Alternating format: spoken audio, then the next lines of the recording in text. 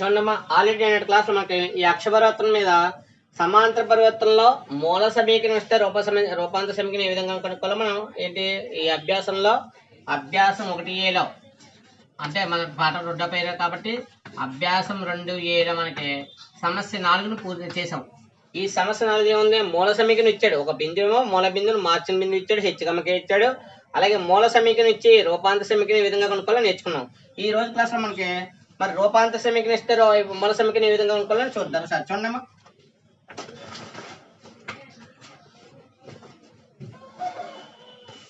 ఇది సమస్య అభ్యాసంలోనే మనకి సమస్య ఎంతంటే 5వ సమస్య ఉండే సార్. ఇది రోమన్ 1లోనే మనం చేసుకునే కూడా 4వ సమస్య అయినా 5వ సమస్య అయినా రోమన్ 1లే కాబట్టి ఇది 5వ సమస్య ఉండే సార్.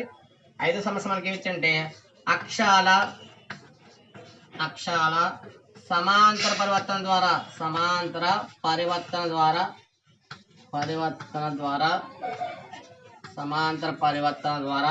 మూల బిందువును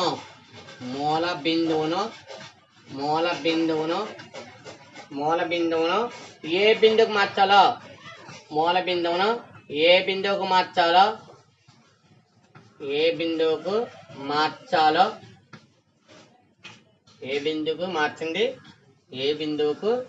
మార్చాలో మార్చింది తద్వారా రూపాంతరం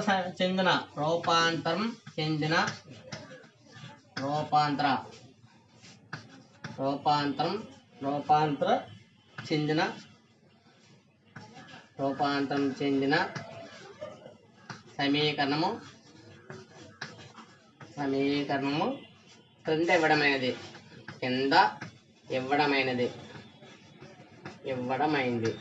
మరి కింద ఇవ్వడమైనదని ఇచ్చాడు కాబట్టి మూల సమీకరణం కనుక్కోండి. మూల సమీకరణాన్ని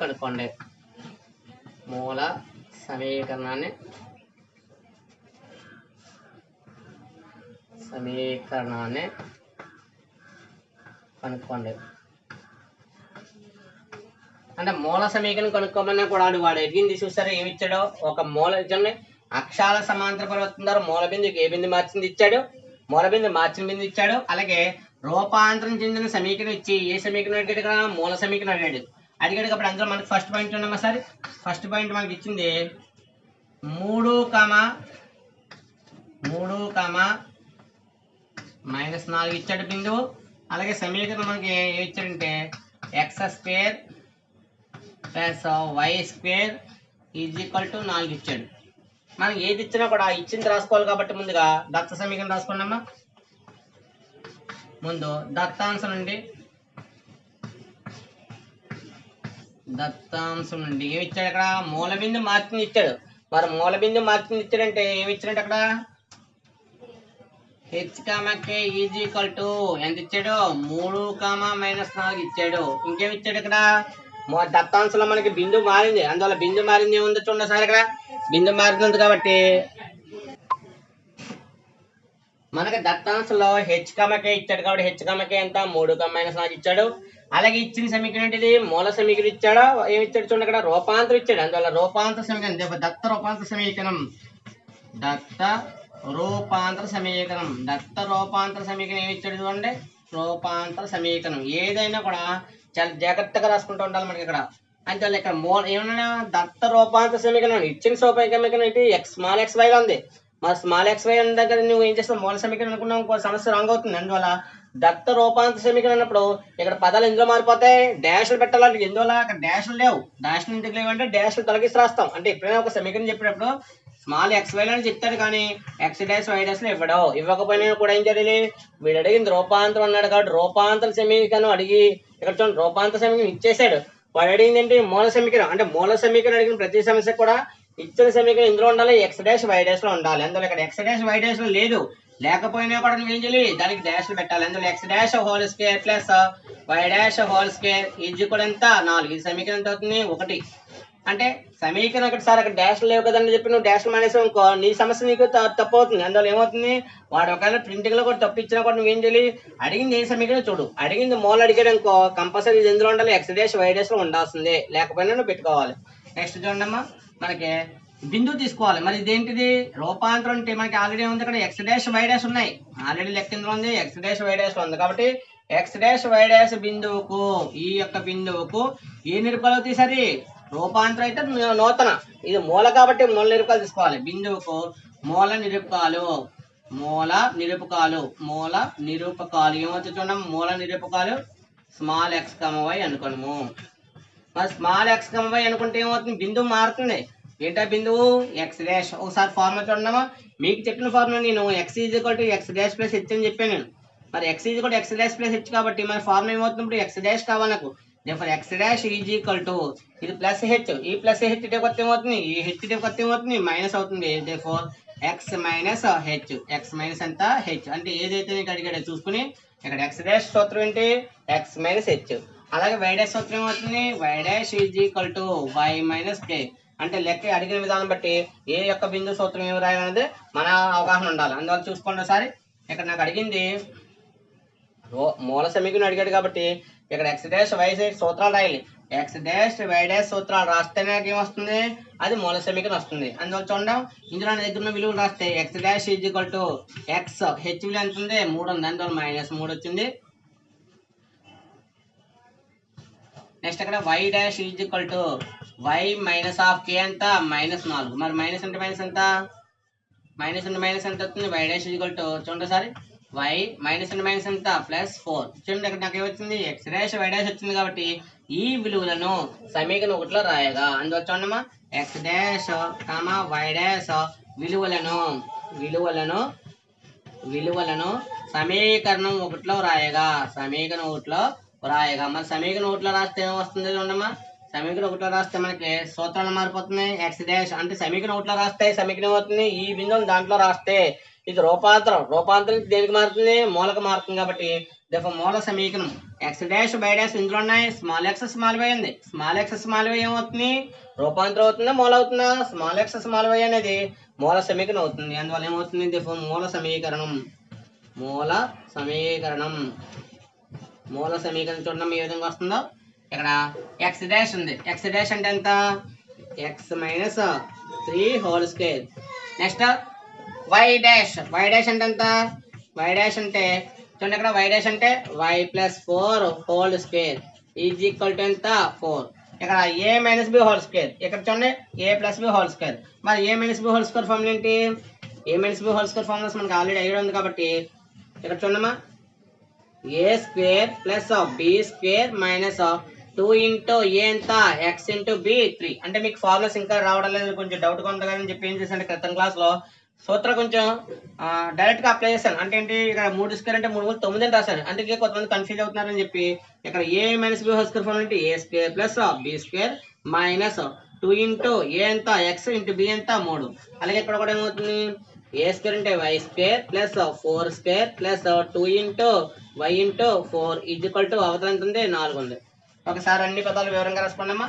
ఇక్కడ ఎక్స్ స్క్వేర్ ఉంది ఎక్స్ స్క్వేర్ రాసాం ప్లస్ 3 స్క్వేర్ ఎంత 3 స్క్వేర్ అంటే 3 3 9 3 స్క్వేర్ అంటే 3 9 గా 9 రాసాం మైనస్ 2 3 ఎంత 6 అంటే మైనస్ 6 ఇంటూ ఎక్స్ 6x వచ్చింది plus y square plus 4 square 4 ఎంత 16 4 ఎంత వచ్చింది 16 ప్లస్ 2 4 ఎంత 8 ఇంటూ వై 8y అవతల ఉన్నది ప్లస్ 4 ఇటు తర్వాత ఏమవుతుంది -4 ఈజ్ ఈక్వల్ టు 0.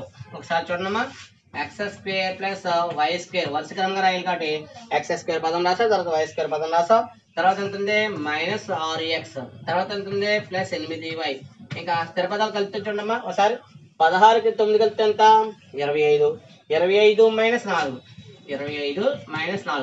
మనకి ఇక్కడ ఏమొచ్చింది సమీకరణం అంతే వివరంగా మనకి ఎక్స్ వైలో వచ్చింది కాబట్టి ఇది కావాల్సిన మూల సమీకరణం ఏ సమీకరణం ఇది మూల సమీకరణం కావలసిన మూల సమీకరణం చూడమ్మా కావాల్సిన మూల సమీకరణం ఏమొస్తుందో ఇక్కడ x square plus y square minus 6x plus 8y plus 25 నుంచి 4 పోతే 25 నుంచి 4 పోతే ఎంత 21 ఈజ్ ఈక్వల్ టు 0. ఈ విధంగా వాడు ఇచ్చింది రూపాంతరం ఇచ్చి మూల సమీకరణం అడిగాడు అనుకోండి ఈ విధంగా చేయాలి. అదే మూల సమీకరణం ఇచ్చి రూపాంతరం అడిగాడు కింద సమస్య 4 ఉంది కదా ఆ సమస్య చేయాలి. అందువల్ల ఏ సమస్య అడిగాడో చూసుకుని ఆ సమస్య మనం ఆ విధంగా సాధించాలి. అక్కడ చూడండి చివరిగా మనకి ఏమొచ్చింది x square plus y square minus 6x plus 8y plus 21 ఇది కూడా వచ్చింది 0 వచ్చింది. ఈ విధంగా మనకి ఇది మూల సమీకరణం వచ్చింది. దీంట్లో ఇంకో రెండో సమస్య ఉంటుంది చూడమ్మా. రెండో సమస్య ఏముందో, రెండో పాయింట్ కూడా ఉంది కాబట్టి రెండో పాయింట్ చూడండి.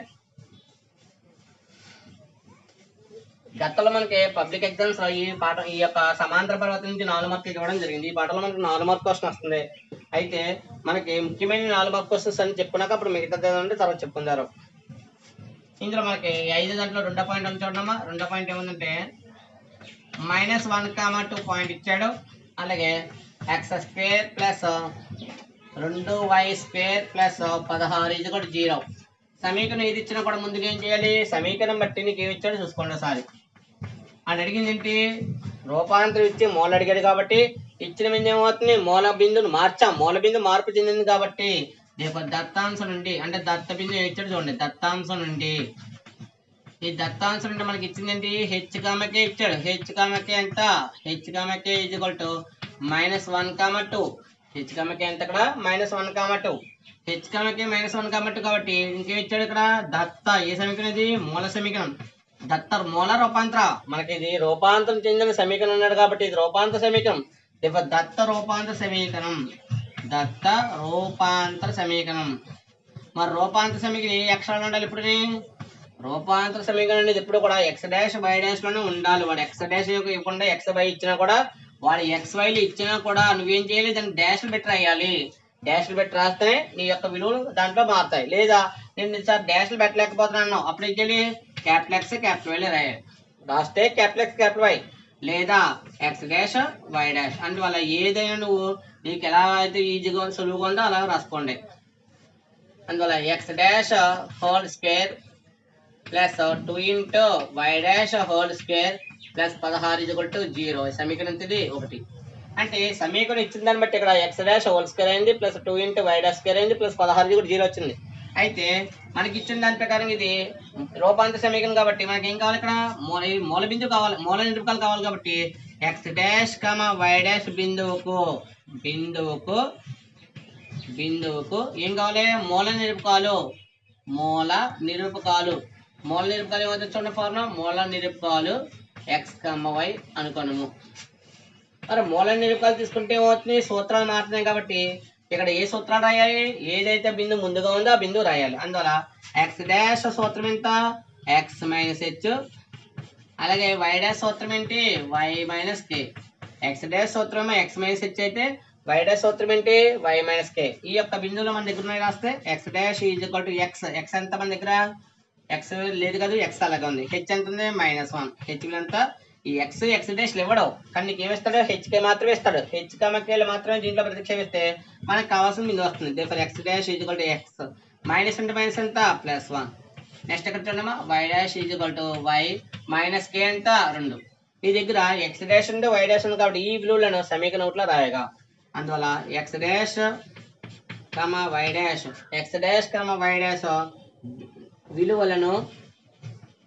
విలువలను దేంట్లో రాయాలి, సమీకరణం 1లో రాయగా.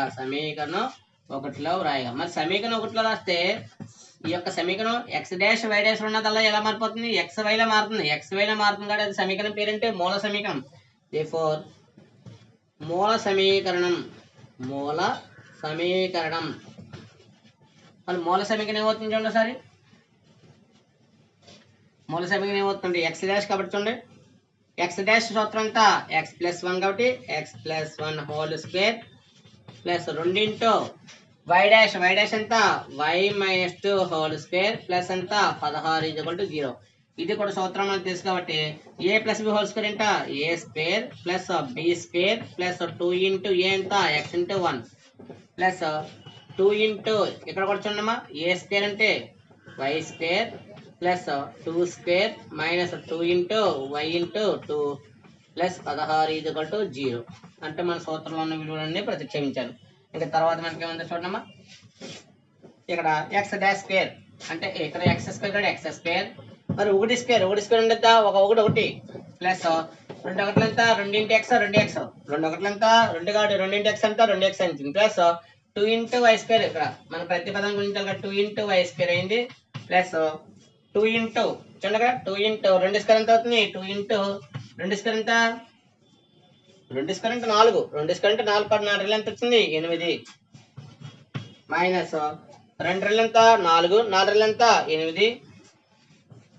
చూసారు ఇక్కడ సర్ది ఉండమ్మా సరే ఇక్కడ 2 y స్క్వేర్ 2y స్క్వేర్ వచ్చింది ప్లస్ 2 స్క్వేర్ అంటే ఎంత 4, 4 రెళ్ళు ఎంత వచ్చింది 8, 2 రెళ్ళు 4, 4 రెళ్ళు ఎంత 8 × y ప్లస్ 16 ఇది కూడా 0. అంటే మీకు అర్థం కాకపోతే ఇంకా గుణకారం వేసుకోవచ్చు కావాలంటే. అయితే సమస్య మనకి ఎక్కువ చేసుకుని వెళ్ళినా కూడా ఏమవుతుంది అదే మనకు మార్కులు ఇస్తారు, మార్కులు ఏం మారకదు. ఇక్కడ ఆర్డర్లో రాస్తే x² ప్లస్ 2y² ప్లస్ ఇక్కడ చూడండి 1 + 8 ఎంత 9, 9 + 16 ఎంత 25 ఇది కూడా 0. దీనికి కావలసిన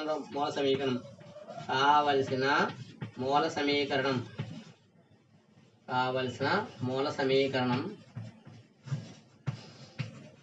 ఏమవుతుంది x² ప్లస్ 2y² ప్లస్ 25 ఇది కూడా 0. ఈ విధంగా వచ్చింది మనకి రూపాంతరం చెందిన సమీకరణ ఇచ్చి మూల సమీకరణ అడిగితే ఈ విధంగా చేయాలి. ఇక్కడతో మనకి ఈ యొక్క అభ్యాసం 2Aలో రోమన్ 1లో 4 లెక్క అయింది, 5 లెక్క అయింది.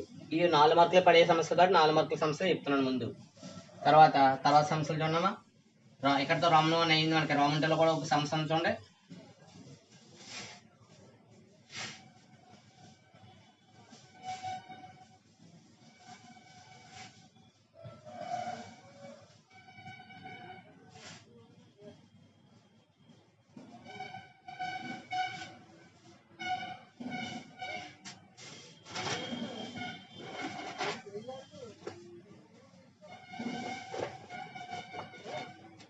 రోమన్ 2లో మనకి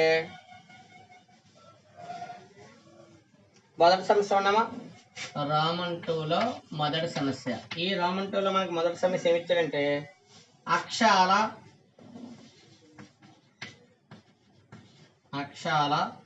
సమాంతర పరివర్తన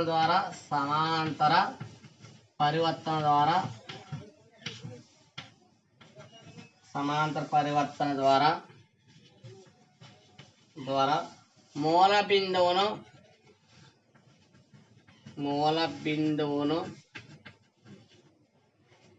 2,3కు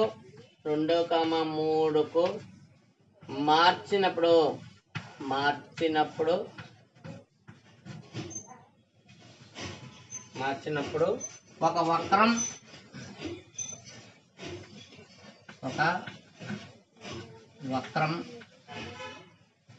రూపాంతరం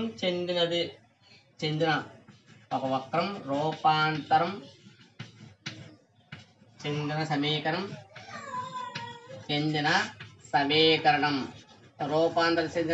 చూడండి. ఏంటది x² plus 3xy minus 2y² minus plus 17x minus 7y minus 11 ఇది కూడా 0. వాడు అడిగింది అయితే వక్రం మూల సమీకరణం వక్రం యొక్క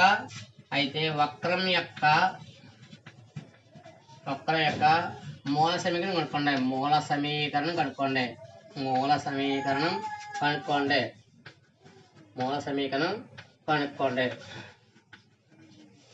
సమీకరణం కనుక్కోండి. ఏ సమీకరణం కనుక్కోవాలన్నా కూడా ముందుగా సమస్యను 2-3 సార్లు చూసుకోండమ్మా.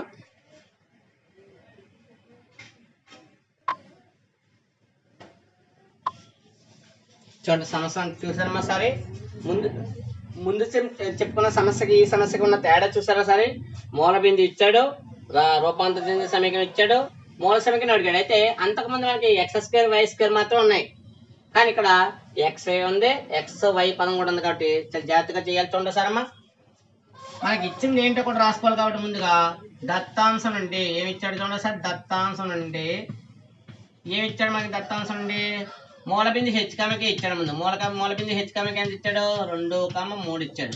ఇంకేమి ఇచ్చాడు? దత్త రూపాంతర సమీకరణం ఇచ్చాడు.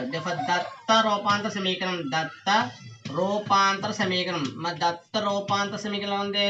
దత్త రూపాంతర సమీకరణం ఇచ్చాడు కాబట్టి ఆ రూపాంతర సమీకరణం చూడండి. ఇక్కడ XYలో ఉంది. మరి XYలో ఉన్నంత వరకు మనకి సమీకరణం రూపాంతర సమీకరణం అన్నాం కాబట్టి ప్రతి దాంట్లోని x నచ్చట x' రాయాలి, y నచ్చట y' రాస్తే మనకి అది సమీకరణం ఎందులో మారుతుంది? రూపాంతర సమీకరణం మారుతుంది. అంటే రూపాంతర సమీకరణం చెప్పాలంటే కంపల్సరీ x' y' ఉండాలి కాబట్టి x' whole square plus 3 × x' y' minus 2 × y' -2 into y dash whole square plus 17x dash minus 7y dash minus 11 is equal to 0. అంటే సమీకరణం మార్చకుండా మనం లెక్క విలువలు దాంట్లో ఎలా ప్రతిక్షేపిస్తాం? ఏ విలువలు అయితే మనం కడుతున్నామో ఆ విలువలు అందులో ఉంటేనే కదా ప్రతిక్షేపించగలం. మనం కట్టే విలువలు ఏంటి? x డాష్ y డాష్ కడుతున్నాం. మరి x డాష్ సూత్రం ఏంటి? x minus h, y dash సూత్రం ఏంటి? y minus k.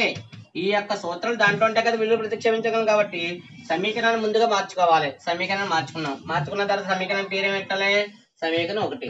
మరి సమీకరణం 1 పేరు పెట్టిన తర్వాత ఏమవుతుంది? ఇక్కడ దాని యొక్క నిరూపకాలు కావాలి. ఏంటంటే నిరూపకాలు x డాష్ y డాష్ బిందువుకు ఏదైతే సమీకరణం ఉందో ఆ సమీకరణం ఏ బిందువు అవుతుంది? ఇది x డాష్ y డాష్ బిందువుకు ఏం కావాలి? మూల నిరూపకాలు. బిందువుకు మూల నిరూపకాలు. ఏంటో మూల నిరూపకాలు? మూల నిరూపకాలు ఏంటవుతుంది? x, y అనుకోనము. ఏదైతే మనం తీసుకోవాలనుకుంటున్నామో ఆ యొక్క నిరూపకాలు తీసుకున్నాం. అయితే ఇక్కడ x డాష్ y డాష్ బిందువుకు మూల నిరూపకాలు x, y అనుకున్నాం అనుకోండి. ఈ యొక్క నిరూపకాలు కావాలి. ఏంటో formula? x dash is equal to x minus h, అలాగే y dash is equal to formula y minus k. Already formulas మనకు అలవాటు అయినాయి కాబట్టి ఈ యొక్క ఫార్ములాస్ 2-3 సార్లు మనం అలవాటు చేసుకుంటే యొక్క సాధన ఈజీగా ఉంటుంది. ఇందులో మన దగ్గర ఉన్న విలువలు రాస్తే x dash is equal to x minus h ఎంత? 2. మరి y dash is equal to y minus k ఎంత ఉంది? ఇక్కడ 3. మనం రాసేటప్పుడు బిందువుని చూసుకుంటూ ఉండండి. h అంటే మొదటి ఎంత ఉంది? అక్కడ 2 ఉంది. k అంటే ఎంత ఉంది? అక్కడ 3 ఉంది. అందువల్ల h ప్లేస్ మనకు ఉన్నదంతా చూడమ్మా. ఇక్కడ x డాష్ విలువ ఉంది, y డాష్ విలువ ఉంది. ఈ యొక్క విలువ ఎలా వచ్చింది చూసారా? h అంటే ఎంత ఉంది? అక్కడ h ఉన్న చోట మొదటిది కాబట్టి మొదటి దాన్ని పోల్చుకోవాలి కాబట్టి h అంటే ఇక్కడ 2 ఉంది. మరి k ఉన్న ప్లేస్ ఎంత ఉంది? 3 ఉంది. అందువల్ల x మైనస్ h ఎంత? 2 రాశాను. y మైనస్ k ఎంత రాశాను? 3 రాశాను. ఈ విలువలను ఈ పై సమీకరణం ప్రతిక్షేపించాలి కాబట్టి సమీకరణం పేరు పెట్టుకున్నాం కదా, 1 పెట్టుకున్నాం కాబట్టి చూడండి. పై సమీకరణం అంటే x డాష్ y డాష్ విలువలను ఈ యొక్క విలువలను ఎందులో ప్రతిక్షేపించాలి? సమీకరణం 1లో ప్రతిక్షేపించగా వ్రాయగానే 1 కాబట్టి x డాష్ y డాష్ విలువలను సమీకరణం 1లో వ్రాయగా ఆ సమీకరణం 1లో ఈ యొక్క విలువ రాస్తే ఏమవుతుంది చూడండి ఒకసారి. మనకి x డాష్ ఉంది. x డాష్ అంటే ఫార్ములా ఎంత? x minus 2 whole square. చాలా జాగ్రత్తగా రాయాలి. x డాష్ అంటే ఎంత? x minus 2 whole square plus 3 into ఎక్కువ సార్లు ఇచ్చాడు ఈ లెక్క. మనకి ఎగ్జామ్లో మనకి పబ్లిక్ ఎగ్జామ్లో ఈ లెక్క చాలా సార్లు ఇచ్చాడు కాబట్టి 3 ఇంటూ x డాష్ అంటే x minus 2 into y dash అంటే y మైనస్ 3. ఇక్కడ x డాష్ అంటేనేమో x మైనస్ 2 రాశాను, y డాష్ అంటే y minus 3 minus 2 into y dash వచ్చింది. మరి y డాష్ అంటే ఎంత? y minus 3 whole square. ఏదైనా విలువ రాసేటప్పుడు 2-3 సార్లు చూసుకుంటూ రాయండి. ప్లస్ 17 ఇంటూ x డాష్ ఎంత ఉంది? అక్కడ x మైనస్ 2 ఉంది. x మైనస్ 2 ప్లస్ మైనస్ అక్కడ మైనస్ ప్లస్ 17x డాష్ అయ్యాక మైనస్ 7 ఇంటూ y డాష్ అంటే ఎంత? y minus 3 minus 11 equal to 0. ఇందులో ఎక్కడైనా సూత్రం విడగొట్టవలసి వచ్చిన ముందు సూత్రం విడగొట్టుకుంటూ వెళ్ళండి. ఇది a minus b whole square. మరి a minus b whole square formula ఏంటి? a square plus b square minus 2 into a into b. ఇక్కడ గుణకారం చేయాలి కాబట్టి 3 into x into y. First x into y ఎంత? xy. ఫస్ట్ ఈ x తో ఏం చేయాలి? ఇక్కడ 2 పదాలు గుణించాలి. ఈ x తో ఇక్కడ 2 పదాలు గుణించాలి కాబట్టి x ఇంటూ y ఎంత? xy. Next plus into minus x into 3x. Next ఇక్కడ x అయిపోయింది. ఈసారి y తో మొదలెట్టే ఈ 2 ఇచ్చండి. దీంతో మొదలెట్టే మైనస్ 2 ఇంటూ కాబట్టి మైనస్ ఇంటూ ప్లస్ ఎంత? Minus 2 into y 2y. చూసారు అక్కడ x తో గుణకారం చేసాం. x ఇంటూ y xy అయింది. నెక్స్ట్ ప్లస్ ఇంటూ మైనస్ అయింది. x ఇంటూ 3x అయింది. Next minus 2 into y next minus into minus ఇక్కడ మైనస్ ఉంది, ఇక్కడ మైనస్ ఉంది. మైనస్ ఇంటూ మైనస్ ఎంత? ప్లస్ 2 మూలు ఎంత? 2 మూలు 6. నెక్స్ట్ మైనస్ 2 ఇంటూ ఇక్కడ కూడా సూత్రం పడితే ఇక్కడ చూడండి y మైనస్ 3 హోల్ స్క్వేర్ ఉంది కాబట్టి y square plus 3 square a square plus b square ఎంత? y స్క్వేర్ ప్లస్ 3 స్క్వేర్ అయింది. నెక్స్ట్ మైనస్ ఉంది కాబట్టి minus 2 into y into 3 next చూడమ్మా ప్లస్ 17 ఇంటూ ఇక్కడ చూడండి గుణకారం చేయండిమా. 17 ఇంటూ x ఎంత? 17x. 17 ఇంటూ x ఎంత? 17x. Plus into minus plus into minus కాబట్టి 17 రెళ్ళు ఎంత? 17 రెళ్ళు 34. 17 రెళ్ళు ఎంత? 34. నెక్స్ట్ మైనస్ ఇంటూ ప్లస్ ఎంత? Minus 7 into y 7y 7 into y ఎంత 7y. మరి మైనస్ ఇంటూ మైనస్ ఎంత మైనస్ ఇంటూ మైనస్ ప్లస్ 7 మూలు ఎంత 21 7 మూలు ఎంత 21. అందువల్ల మైనస్ ఇంటూ మైనస్ ప్లస్ కాబట్టి 7 మూలు ఎంత వచ్చింది 27 వచ్చింది. -11 ఈజ్ ఈక్వల్ టు ఎంత 0. ఈ విధంగా ఏదైతే మనకి లెక్క ఉందో అక్కడ ప్రతి పదాన్ని గుణించుకుంటూ వెళ్ళాను. ఇక్కడ చూడమ్మా ఇక్కడ మనకి ఏమొచ్చిందో x² ప్లస్ 2 స్క్వేర్ అంటే 2 ఎంత 4 మైనస్ 2 ఎంత 4 into x 4x plus 3 into గుణకారం చేద్దాం 3 into xy 3xy 3 into xy 3xy plus into minus 3 మూలు ఎంత 9 9 into x 9x plus into minus 3 రెళ్ళు ఎంత 6 6 ఇంటూ y 6y ప్లస్ 3 ఆర్లు ఎంత 18 3 ఆర్లు 18 minus 2 into y square 2y² plus చూడండి ఇది minus ఇది plus అందువల్ల ఏమొచ్చింది చూడండి సరే minus into plus minus into plus ఎంత మైనస్ ఇక్కడ 3 స్క్వేర్ ఉంది 3 స్క్వేర్ అంటే ఎంత 18 ఎలాగ చూడండి అక్కడ 3 స్క్వేర్ అంటే 18 వస్తుంది కాబట్టి ఏంటంటే 3 స్క్వేర్ అంటే ఎంత 3 9 ఇక్కడ 3 స్క్వేర్ అంటే ఎంత 9 9 రెళ్ళు ఎంత 18 సరిగ్గా చూడమ్మా ఇక్కడ 3 స్క్వేర్ అంటే 3 ఎంత 9 వచ్చింది 3 స్క్వేర్ అంటే 3 9 కాబట్టి 2 9 ఎంత అయింది 18. నెక్స్ట్ మైనస్ ఇంటూ మైనస్ ఎంత ప్లస్ అయితే ఇక్కడ చూడండి ఈ 2 మూలు ఎంత వచ్చింది 6 2 మూలు ఎంత 6 ఈ 2 3 గుణించుకుంటే 6 వచ్చింది కాబట్టి మరి 2 6 ఎంత అవుతుంది 12 ఇంటూ 10 ఏంటిది y.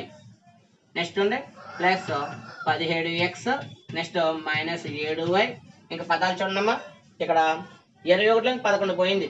ఇక్కడ మీరు కలుపుకున్నా పర్లేదు తీసివేసి చేసినా పర్లేదు అంటే మీకు ఒకవేళ వచ్చేస్తే ఒకసారి చేసేసుకోవచ్చు రాకపోతే గ్యాప్ గా చేసుకోవచ్చు. అందువల్ల నేను ఏం చేశాను ఇక్కడ -34 అలాగే ఉంచాను.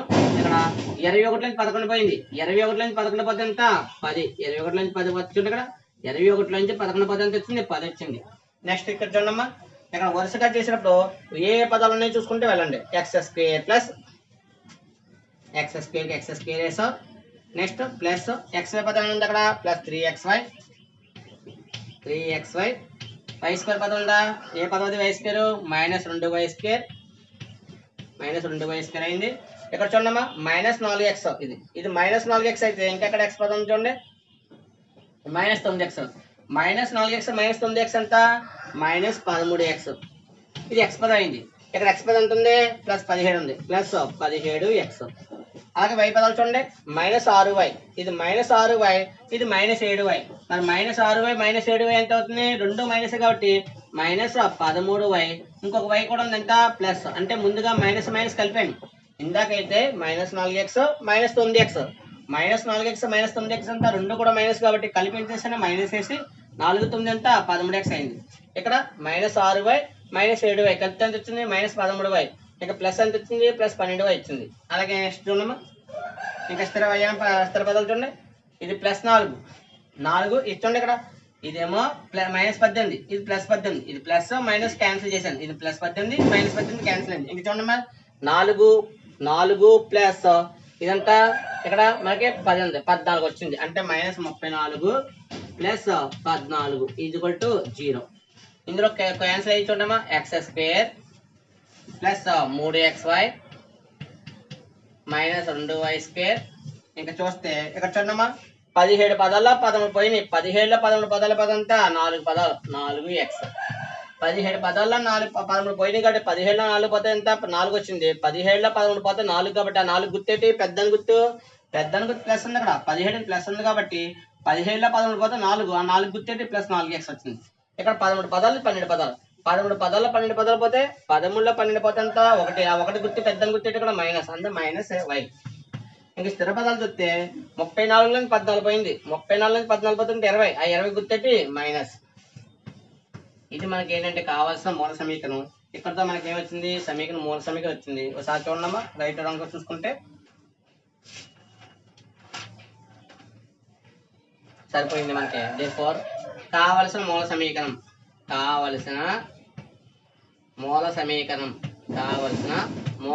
అంటే ఈ లెక్క మనకి ఎగ్జామ్ లో చాలా సార్లు ఇచ్చాడు అందువల్ల ఈ సమస్యను 2 3 సార్లు ప్రాక్టీస్ చేయండి. కావాల్సిన మూల సమీకరణం వచ్చింది x² + 3xy - 2y² plus 4x minus y minus 20 0. ఇక్కడతో మనకి ఏమైందంటే సమాంతర పరివర్తన అయింది. అంటే సమాంతర పరివర్తన తర్వాత ఒకవేళ ఏమవుతుంది, మూల నిరూపకాలు కనుక్కోవాలన్నా అయితే నూతన నిరూపకాలు కనుక్కోవాలన్నా అది 2 మార్కులు లెక్కలు ఇస్తే వచ్చి ఇవ్వకపోవచ్చు.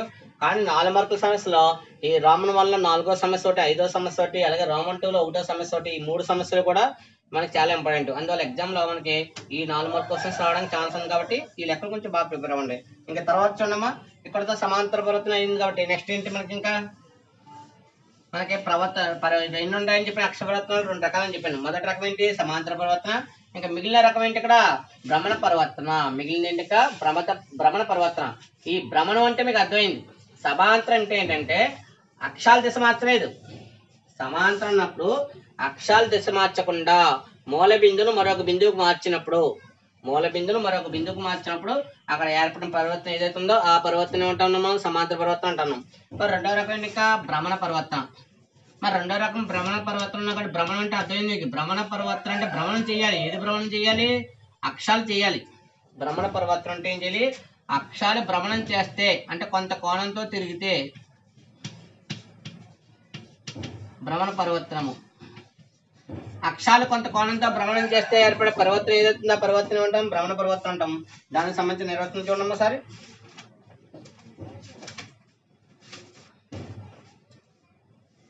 భ్రమణ పరివర్తన చూడండి. అక్షాలను మూల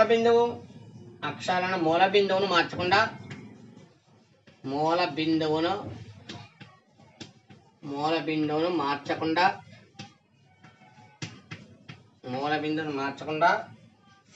తీటా కోణం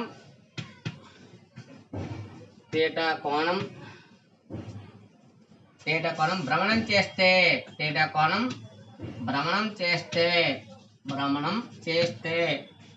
దానిని భ్రమణ పరివర్తన అంటారు. భ్రమణ పరివర్తనము అంటాం. అంటే నిర్వచనంలోనే ఉంది మీకు. ఏమిటి? ఏదైతే అక్షరాలు అంటే బిందువును మార్చకూడదంట. అంటే అంతకుముందు అక్షరాలు చూడండి సరే, మనకు నిరూపక అక్షరాలు ఏంటిది? x అక్షము, ఇదేంటిది y అక్షం. అంటే అక్షరాలు ఏమైంది? బిందువు మాత్రమే. అంతకుముందు బిందువు ఏంటి? 0 0. అంతకుముందు బిందువు 0 0 అనేది ఉంది. ఆ బిందువును మార్చలేదు. అంటే ఈ యొక్క బిందువుని అంతకుముందు మనం ఏం చేసాం? మార్చడం ద్వారా ఏంటి? సమాంతర పరివర్తన అయింది. మార్చడం ద్వారా సమాంతర పరివర్తన అయింది. మార్చకుండా ఈ అక్షరాలను కొంత కోణం తిప్పావు. కొంత కోణం అంటే ఏంటి? చూడండి, ఇక్కడ నుంచి ఇక్కడికి కొంత కోణం తిప్పావు. ఈ అక్షరాలను కొంచెం ఇలా తిప్పావు. ఇలా తిప్పితే ఏమవుతుంది? ఈ స్థానంలోకి వచ్చింది. ఈ అక్షరం ఈ స్థానంలోకి వెళ్ళింది. అంటే ఇది x డాష్. అలాగే ఈ యొక్క వైని ఇక్కడ దాకా తిప్పావు.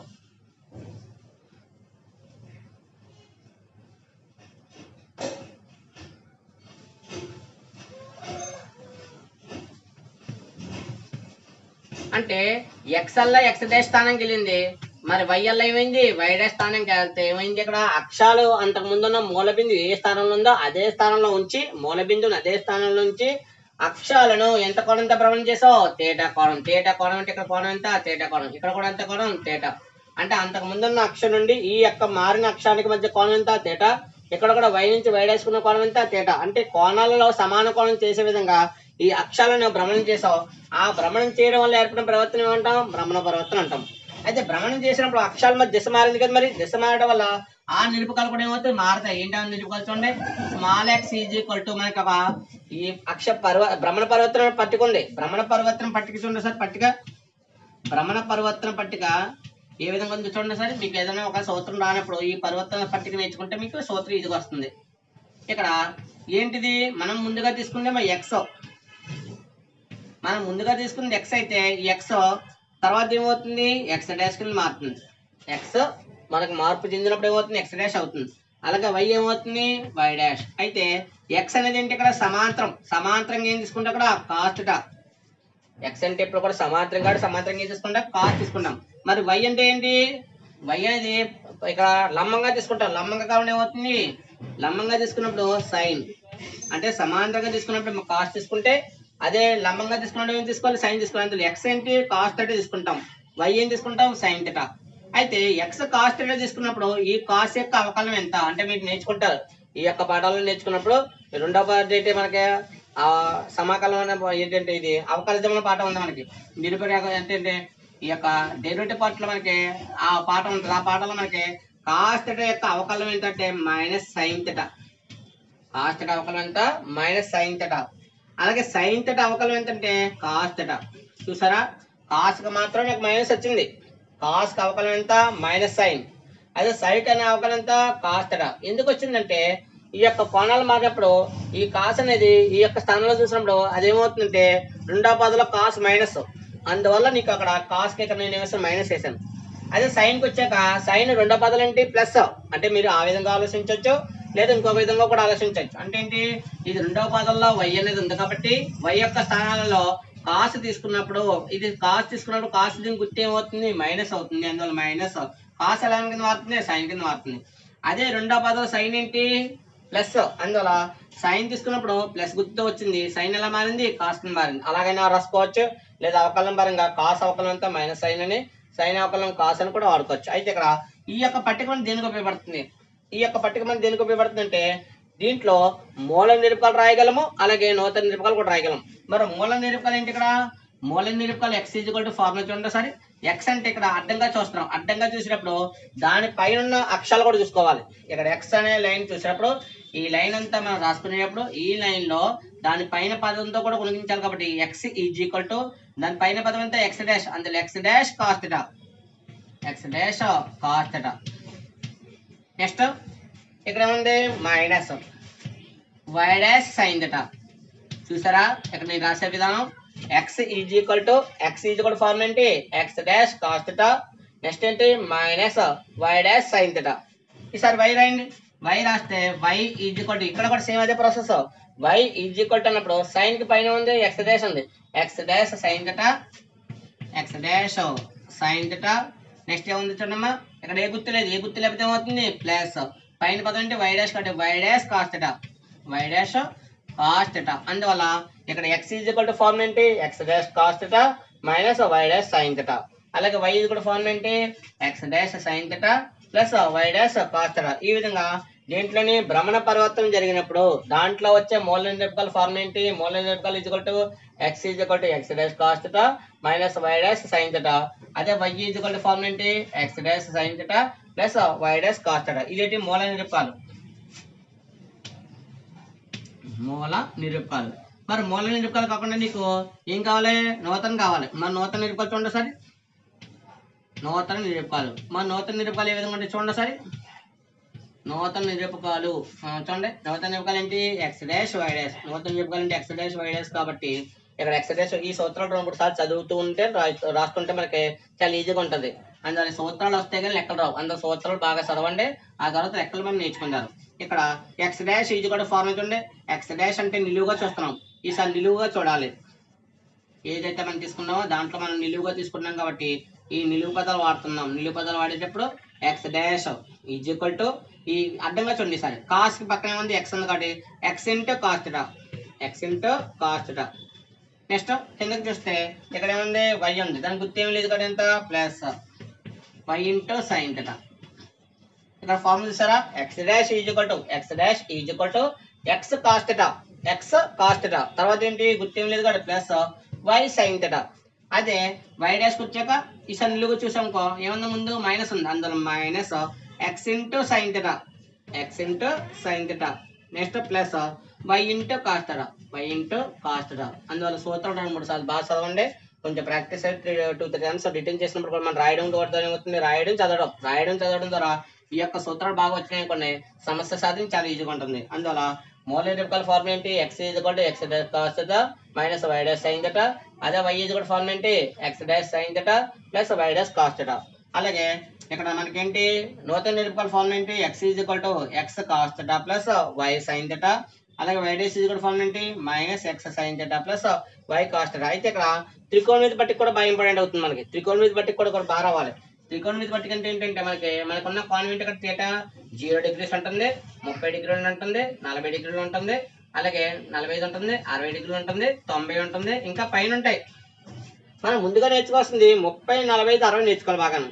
అయితే కొన్ని సందర్భాల్లో మీకు కోణం ఇవ్వడం, దాన్ని పైలేస్తాడు.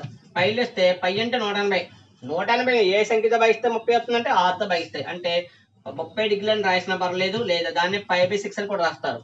అలాగే 45 డిగ్రీలు కూడా 5/4 రాస్తాం. అంటే 5/4 అని ఉన్నా పర్లేదు, లేదా నాకు 45 ఉన్నా పర్లేదు. అదే 60 అంటే 5/3. 60 అంటే ఎంత? 5/3. అయితే మీకు 90 కోణం ఇవ్వడం ఇంచుమించు ఇస్తే 30, 45, 60 ఇస్తాడు. ఈ కోణాలలో మీకు ఏమేమి కావాలి? సైన్ కావాలి, కాస్ కావాలి. సైన్ తటనే కాస్ తట. సైన్ 0 డిగ్రీలు కూడా ఇవ్వడం మనకి ఇస్తే 30, 45, 60 కాబట్టి మరి 30 సైన్ 30 ఎంత అవుతుంది? సైన్ 30 1/2 అవుతుంది. సైన్ 30 డిగ్రీలు ఎంత అవుతుంది? మీకు 1/2 అవుతుంది. సైన్ 30 డిగ్రీల విలువ 1/2 అవుతుంది. సైన్ 45 ఎంత అవుతుందంటే 1/√2. సైన్ 45 ఎంత? 1/√2 అవుతుంది. సైన్ 45 1/√2 కాబట్టి సైన్ 60 ఎంత అవుతుందంటే √3/2 అవుతుంది. సైన్ 60 ఎంత అవుతుంది? √3/2 అవుతుంది. ఈసారి కాస్కి వచ్చాక కాస్లో కొంచెం వీటికి రివర్స్గా ఉంటుంది. సైన్ 30 అయితే మనకు 1/2 వచ్చింది కదా. ఈసారి కాస్ 30 ఎంత అవుతుందంటే √3/2. అంటే వెనకాల నుంచి రాస్తాం. సైన్ యొక్క కోణం వెనకాల ఉంది కదా, ఆ విలువ ముందుగా రాసుకుంటాం. అందులోంటి సైన్ 30 ఏమో మనకు 1/2 వస్తే కాస్ 30 ఎంత వచ్చింది? √3/2 వచ్చింది. సైన్ 40 ఎంత? మనకి 1/2. ఇక్కడ కూడా ఎంత వస్తుంది? 1/2. మరి కాసు 60 ఎంత వస్తుందంటే 1/2. చూసారా?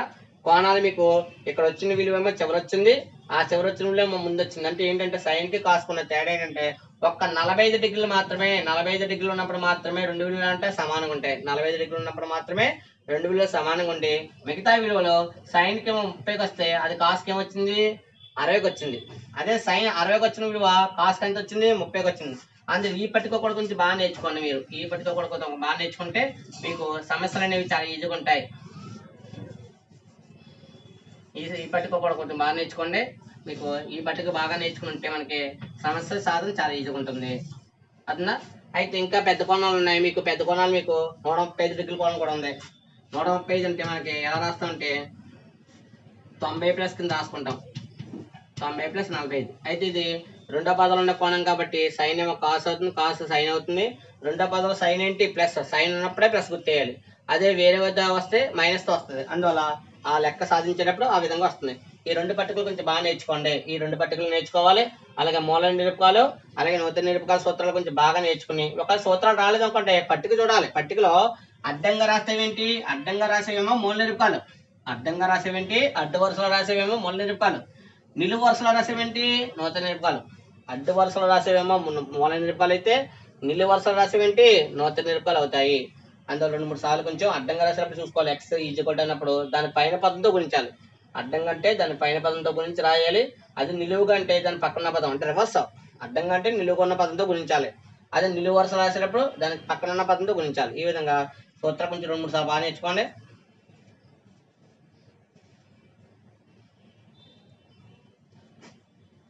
సూత్రాలన్నీ రాకుండా మనకి ఈ సమస్యలు రావు. అందువల్ల సూత్రాల గురించి బాగా నేర్చుకుంటే ఇందులో సమస్యలు బాగా నేర్చుకోవచ్చు. ఒక సమస్య చూడండి, మీకే తెలుస్తుంది.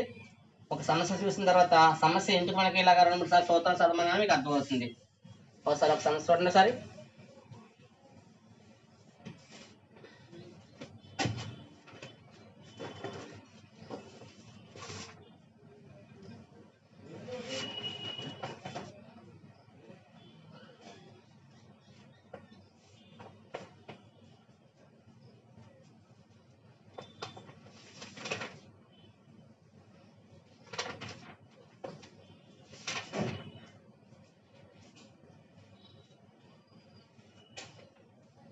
చూడమ్మా, మనకు ఉదాహరణ ఇచ్చాడు. ఉదాహరణ మనకి ఏమి ఇచ్చాడు చూడండి ఒకసారి. 30 డిగ్రీల కోణంతో అక్షాలను భ్రమణ పరివర్తన చేసినప్పుడు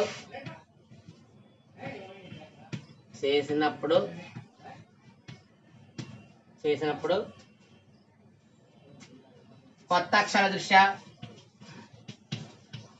అక్షరాల దృష్ట్యా P1, 2 బిందు నిరూపకాలు కనుక్కోండి.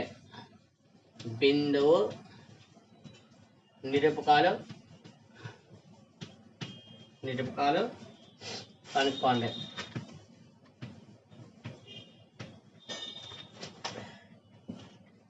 నిరుపుకోలు కనుక్కోండి.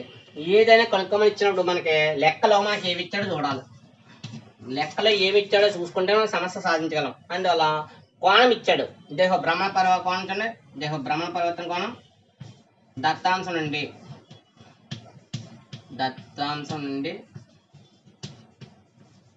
భ్రమణ పరివర్తన కోణం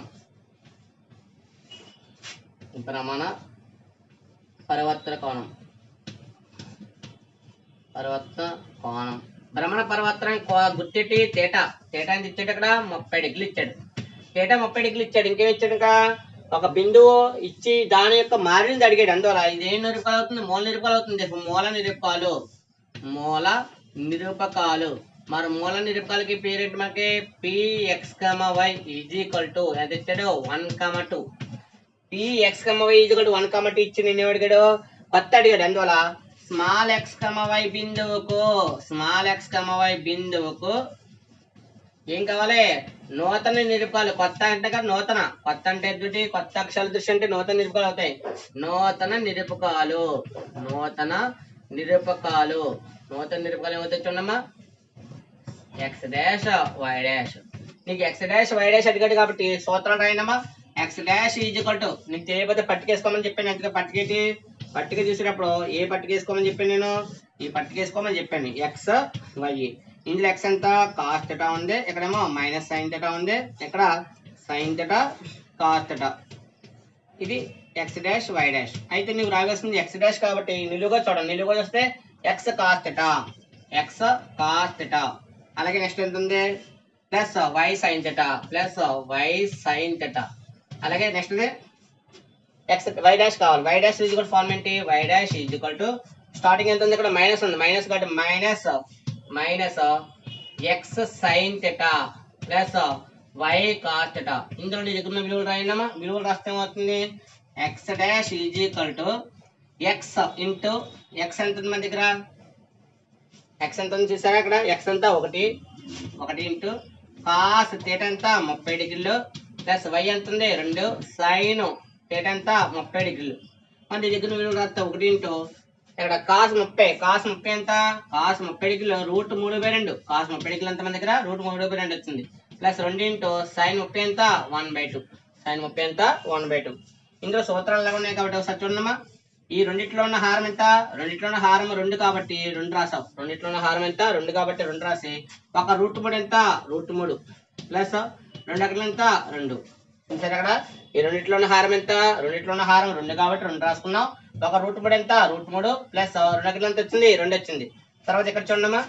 y dash = minus x. x ఎంత? 1 ఇంటూ sin θ ఎంత? 30 డిగ్రీలు ప్లస్ y అంటే ఎంత? 2 ఇంటూ కాస్ 30. మరి మైనస్ 1 ఇంటూ sin 30 ఎంత? 1/2 ప్లస్ 2 ఇంటూ కాస్ 30 ఎంత? √3/2. మన దగ్గర ఉన్న విలువలన్నీ రాశాను. ఇక్కడ చూడండి. ఇక్కడ కూడా హారం ఎంత? హారము రెండింటిలో కూడా ఎంత ఉంది? ఇక్కడ గుణకారంగా ఉంది. ఇక్కడ కూడా గుణకారంగా ఉంది. అంటే దీని హారం ఎంత? 2. దీని హారం కూడా ఎంత? 2 కాబట్టి హారం 2 వేసావు. ఇక్కడ గుణిస్తే మైనస్ ఒక 1 ప్లస్ 2 ఇంటూ √3 2√3. దేర్ఫోర్ మనకు కావాల్సింది ఏంటి? ఇక్కడ కొత్త అక్షరాల దృష్టి నిరూపకాలు అడిగాడు కాబట్టి దేర్ఫోర్ ఇక్కడ చూడండి. కొత్త అక్షరాల దృష్టి నిరూపకాలు కాబట్టి దేర్ఫోర్ కొత్త అక్షరాల దృష్టి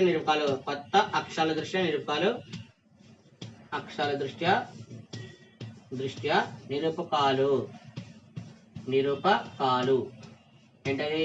x డాష్ y డాష్ = ఏమొచ్చింది రాయండమ్మా.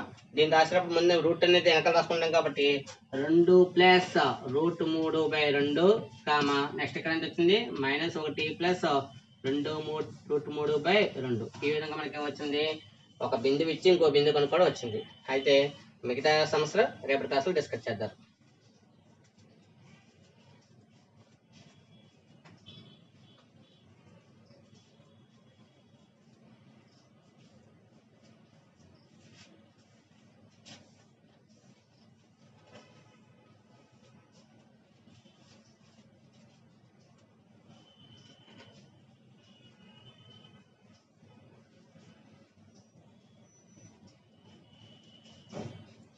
ఒకసారి ఇక్కడ మీకు చెప్పిందంతా కూడా ఈ కోణాలు రాసినప్పుడు కోణాల విలువ చాలా ఇంపార్టెంట్. అందువల్ల ప్రతి కోణం కూడా రాసినప్పుడు చాలా జాగ్రత్తగా రాయాలి. కాస్ 30 ఎంత? √3/2. sin 30 ఎంత? 1/2. అలాగే ఈ యొక్క గుణకారం చేసేటప్పుడు రెండింటికి హారం ఎంత ఉంది? ఇక్కడ 2 ఉంది, ఇక్కడ కూడా 2 ఉంది. హారంలో 2 ఉన్నది కాబట్టి 2 రాశాను. ఎందుకు రాశాను? ఇక్కడ గుణకారం ఇది 1 ఇంటూ అంటే గుణకారం, ఇక్కడ 2 ఇంటూ గుణకారం అంటే ఇదంతా ఒక విలువ లాంటిది. ఈ విలువలో భిన్నం కాబట్టి భిన్నంకున్న హారం ఎంత? 2. ఈ భిన్నంకున్న హారం కాబట్టి 2 సమానంగా ఉంటే ఏం వేసాను? రాసాక 2 రాశాను.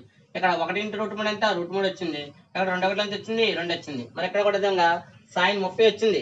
ఇక్కడ x ఎంత? -1, y ఎంత? 2 వచ్చింది. sin 30 ఎంత వచ్చింది? 1/2 వచ్చింది. cos 30 ఎంత వచ్చింది? √3/2 వచ్చింది. ఇక్కడ కూడా 2 ఉంది, ఇక్కడ కూడా 2 ఉంది కాబట్టి హారం ఎంత వచ్చింది? 2 వచ్చింది.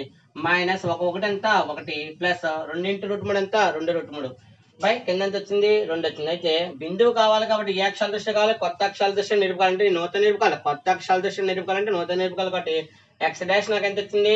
రాసేటప్పుడు ఇప్పుడు కూడా రూట్ ముందు రాయం కాబట్టి 2 ప్లస్ √3/2 ఇక్కడ ఎంత వచ్చింది? -1 ప్లస్ 2√3/2 వచ్చింది. ఈ విధంగా మనకి ఏంటి? ఈ భ్రమణ పరివర్తన ద్వారా ఒక బిందువు ఇచ్చి ఇంకో బిందువు కొనుక్కోవడం తెలిసింది. ఈ తర్వాత దీని మీద మనకు 4 మార్కుల లెక్కలు కూడా ఉన్నాయి. అది రేపు క్లాస్లో డిస్కస్ చేద్దాం.